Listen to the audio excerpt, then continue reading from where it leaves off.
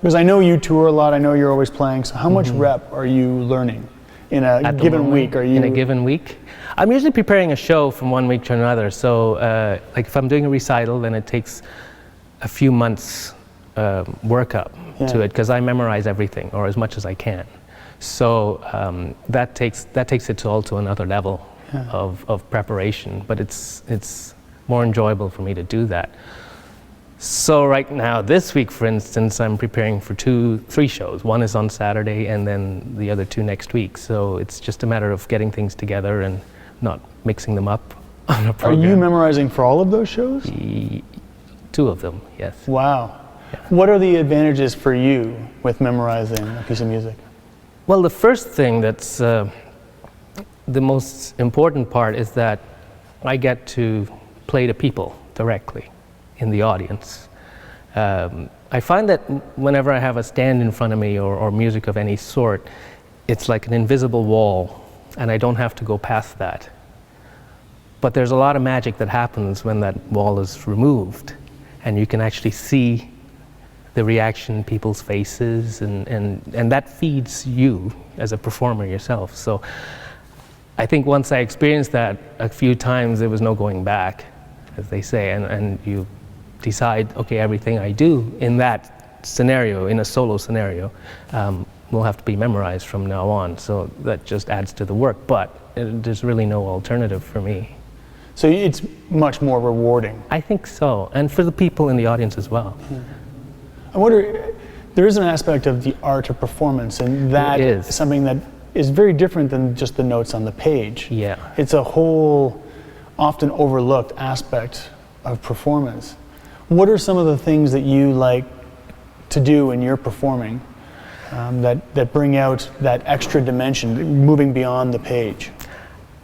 I think you can do different techniques. I mean, at its very base level, it's a matter of not staying entirely on stage. You know, sometimes I play in the audience. I move around the room if I can. Of course, this means you have to memorize whatever it is you're playing. But I think especially in our quote-unquote classical scenario, we get caught up in boundaries of the way things have always been done and therefore always will be done. I'm not much into that. So it's a good thing that we have those traditions in one sense, because I don't actually have to stray from it too much to be different. So it's easy to be rebellious. Easy to be rebellious in this case. One of the things I do, for instance, it depends on the piece of music I'm playing, but if it's a particularly poignant piece of music, I like to play with my back to the audience. I turn away from them.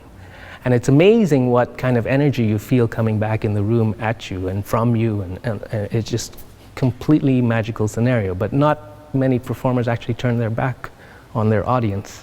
One comes to mind, Miles Davis. Yeah, indeed. Yeah. You know, and that's the thing in the pop world, for instance, they have the art of stagecraft down pat. Yeah. And we can as classical musicians, we can learn a lot from them if we just look and try.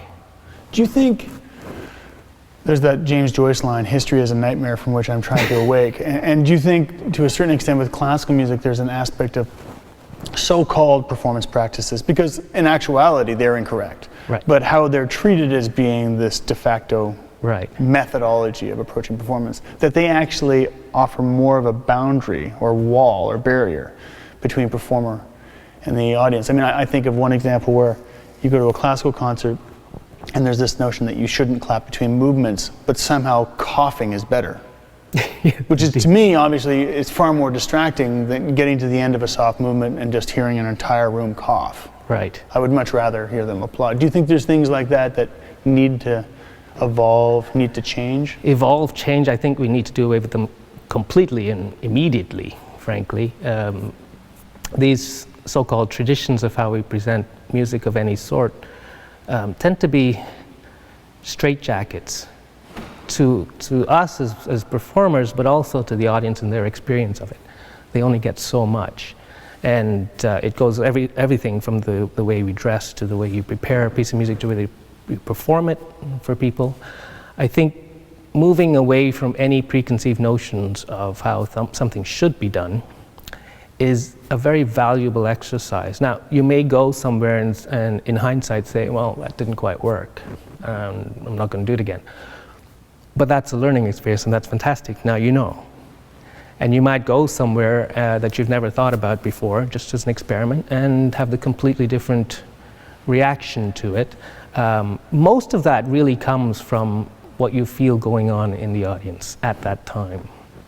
So even though they're silent, mostly silent, you know, as a performer, you can feel this energy coming from them, and that tells you either go this way or that, or stop, or maybe I can go further, something, you know. And so it's pretty much an on the spur of the moment feeling, but I think the important thing is to feel completely free to explore these avenues, to do anything you really want to do. I mean, the worst that's going to happen is nothing. Yeah. And, you know, actually for my own performances, if there is a nothing reaction at the end, that's kind of a bad thing. Yeah, you know? Yeah. I want a reaction, I want hopefully a good one, but a bad one will do too.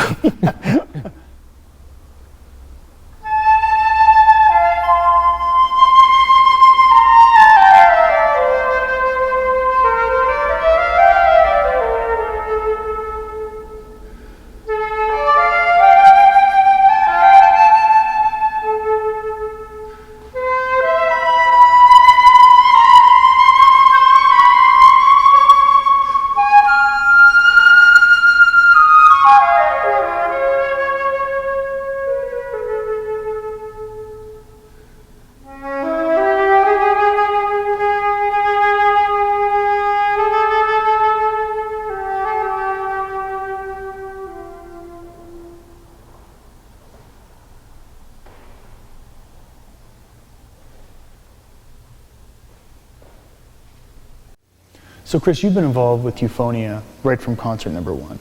And we were talking about some of the things that we can do as musicians that are playing repertoire but going down a different path. How is Euphonia doing a different thing? I mean, I play in the group too. It seems to me that it is. So is it the case that Euphonia is taking a different direction?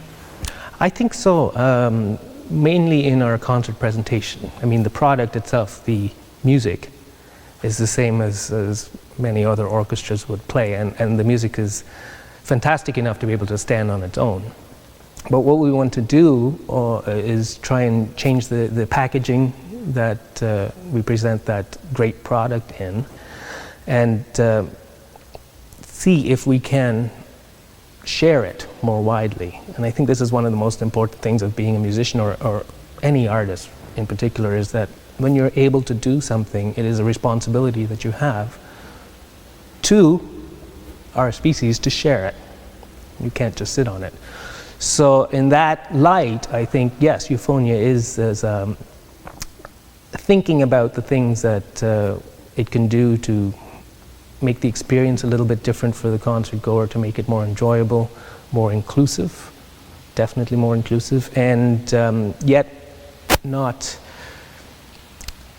negating the fact that the music itself is so powerful and so in itself perfect that we don't have to necessarily change that, but the overall experience of a night at the symphony is something that we can look and refresh and become more 21st century about very easily, and hopefully it blazes the path for a lot of other groups to follow suit, because that would be the most wonderful thing for humans in general, if they see that they can have access to this art form so easily, and it's not just meant for certain people, but everybody can understand it and everybody can get something out of it. So I think it's a very important thing what Euphonia is doing, and that's why, you know, I'm involved in it, because I like to see people forging new paths, and if I can